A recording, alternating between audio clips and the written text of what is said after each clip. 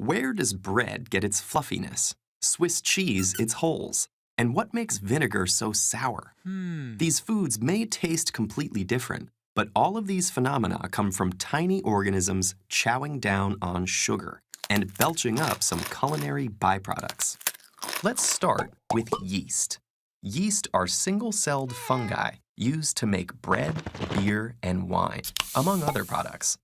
Yeast break down carbohydrates like sugar to get energy and the molecules they need to function.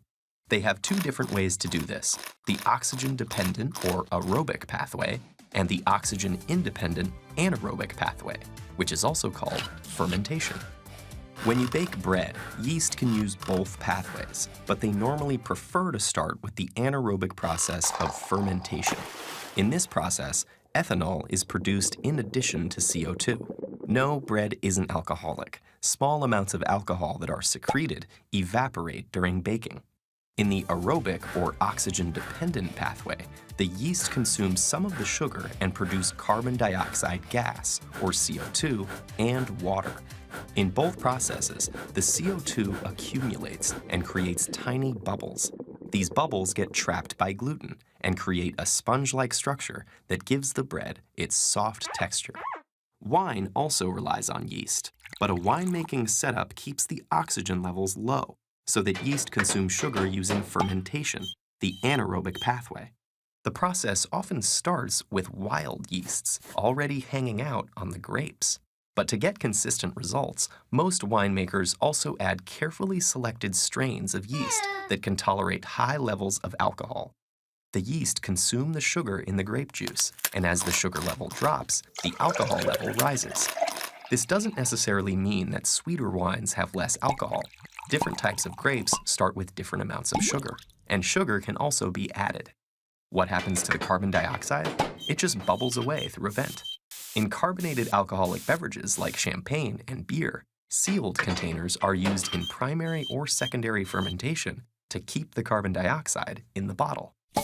Wine also introduces us to our second type of food-producing microorganism, bacteria.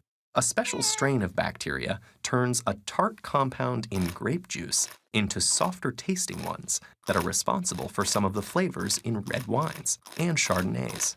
Another type of bacteria, called acetic acid bacteria, isn't so desirable in wine, but they have their function too. If there's oxygen around, these bacteria convert the ethanol in wine into, well, acetic acid. Let this process continue, and you'll eventually get vinegar. Ugh. Bacteria are the key for cheese, too. To make cheese, milk is inoculated with bacteria. The bacteria gobble up the lactose, a kind of sugar, and produce lactic acid along with many other chemicals. As the milk gets more and more acidic, its proteins start to aggregate and curdle. That's why spoiled milk is clumpy. Cheesemakers usually add an enzyme called rennet, naturally found inside of cows, goats, and some other mammals to help this process along. Eventually, those little curdles turn into bigger curds, which are pressed to squeeze out the water and create a firm cheese. Different strains of bacteria make different kinds of cheese. For example, a species of bacteria that emits carbon dioxide is what gives Swiss cheese its characteristic holes. Some cheeses, Brie and Camembert, use another kind of microorganism too, mold.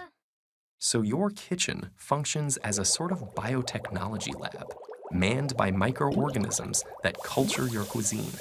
Yogurt, soy sauce, sour cream, sauerkraut, kefir, kimchi, kombucha, cheddar, challah, pita, and naan. But maybe not all at the same dinner.